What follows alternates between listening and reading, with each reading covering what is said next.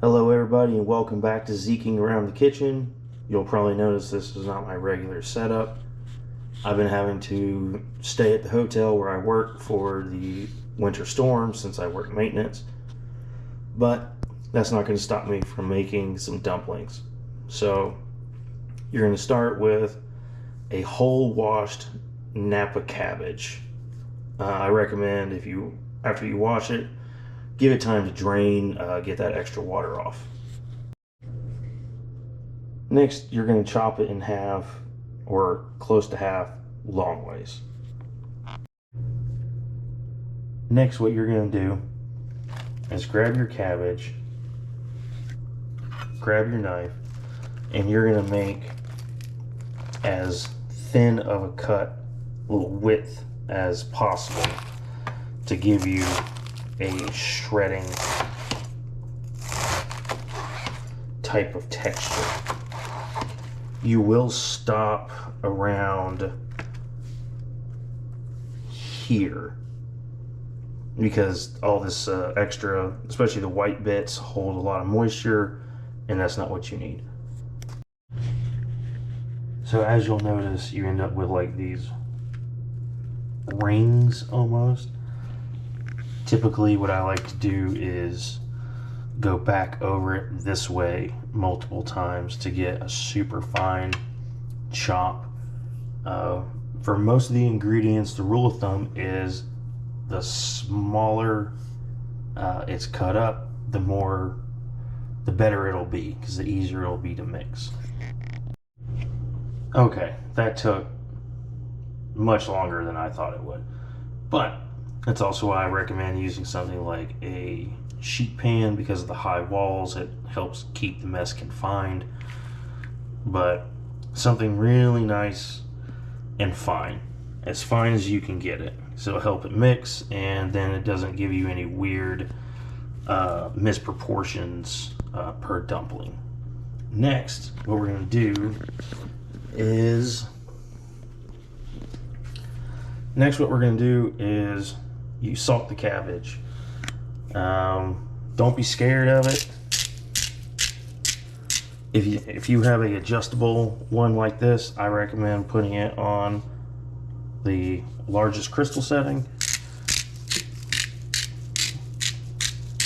And you're gonna salt the whole thing, mix it, and then salt it again, and let it sit for a minimum of 20 minutes. If you let it sit longer than that, some people say let it sit up to an hour. So a minimum of 20 minutes up to an hour. Then we're going to come back, pick up handfuls of it, and squeeze the excess water out that the salt's going to pull out. And then we're going to put that mix into a bowl. Okay, it's been a little over an hour. What you're going to do, let's get you a nice handful and just squeeze it. And you will notice a noticeable amount of water coming out of it. And that's good. That's what you want to see. You're going to take that and add it to the bowl. At this point, if you want, you could actually re-salt this, wait another 20 minutes, an hour, or whatever, and squeeze it again and get even more water out. Okay, I don't know if y'all can tell, but that's a chunk of water that was squeezed out of all that cabbage. So now we start mixing everything else in. Okay, everybody, so I did salt the cabbage again. I cut up about 4 purple shallots and cut up some white mushrooms. So we're going to squeeze the cabbage one more time and then add our liquids and meat and start mixing everything. Alright, now that we got that all mixed together, we're going to go in with some minced garlic. A little goes a long way. but it is worth remembering we're going to put 2 pounds of meat in. So I'm going to say that's 1 spoonful per pound of meat. Next, we're going to go in with some minced ginger, and again, because it's going to be around 2 pounds of meat,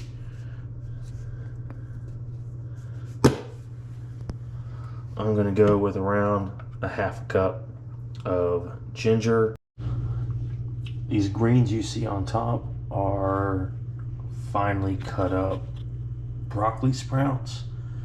You can also use bean sprouts or alfalfa sprouts. It's a super good high energy vegetable that, because of how small they are, even before you cut them up, it's easy to hide them in foods for especially the picky eaters in your life. Now for the oyster sauce, well, you can't tell because of the labeling, but there's not much left in this jar, so I'm just going to go ahead and use what's left. For the sesame oil, I'm probably going to use around 1/4 cup. Okay, so I threw the mixture onto the sheet pan and used the sheet pan to mix everything up. This is the mixture. Take your time and just really make sure everything is mixed thoroughly. Because of how long this has been out, just through the entire process, I'm going to put it back in the fridge for a little while so it can get back to proper temp. All right, now that everything has had a chance to cool, we got our mixture, a cup of water, that's important, and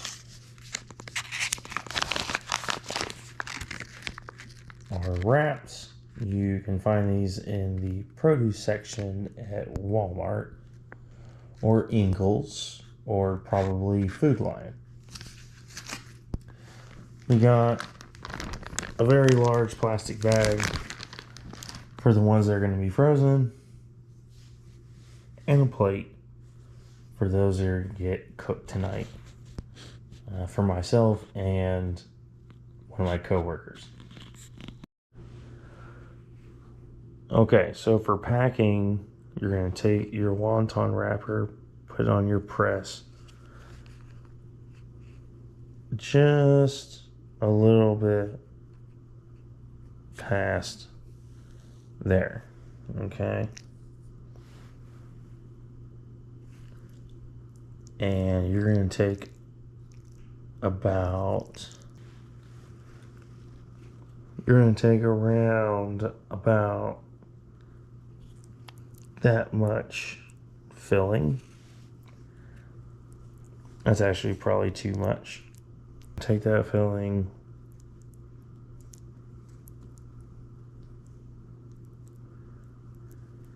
and try to evenly distribute it as much as possible. And now, to glue this thing shut, you're going to dab your fingers in the water and go around the edges of your wonton wrapper.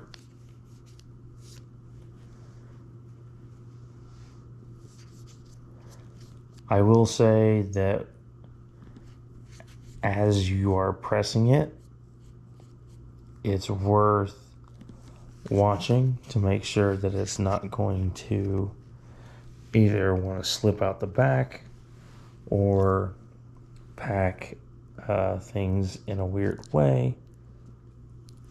As you can see here, I'm having to make some adjustments.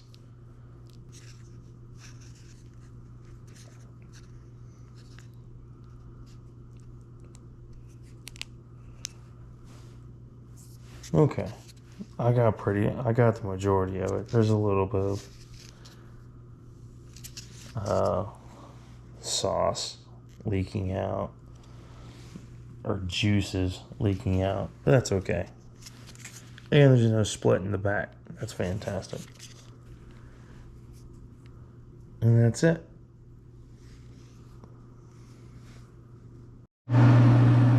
Okay, my preferred way of cooking these is boiled, but that's just me. So I'm going to show you how to do this.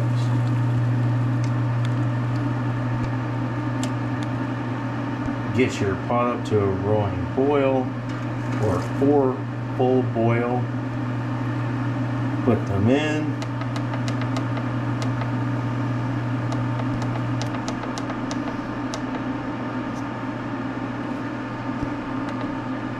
And you wait till it comes up to heat. We have a glass of water here. When it comes back up to a full boil, you pour just enough water in there till it stops boiling.